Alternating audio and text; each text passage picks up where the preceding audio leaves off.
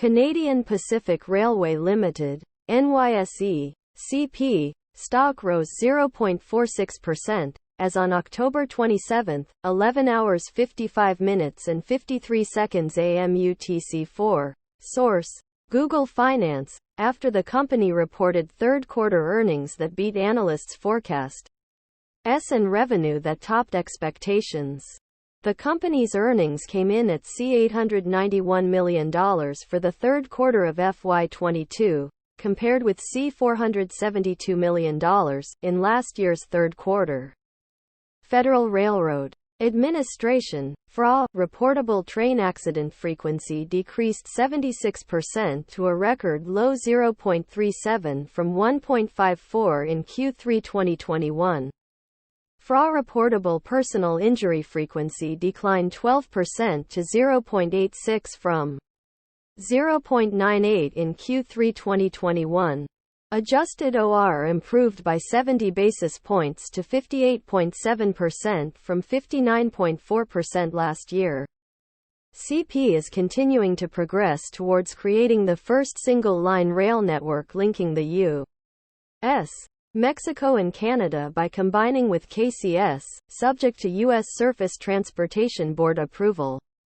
CP in the third quarter of FY22 has reported the adjusted earnings per share of $1.01, beating the analysts' estimates for the adjusted earnings per share of $1. The company had reported the adjusted revenue growth of 19% to $2.31 billion in the third quarter of FY22, beating the analysts' estimates for revenue of $2.27 billion. The company has declared a quarterly dividend of 19 cents per share on the outstanding common shares.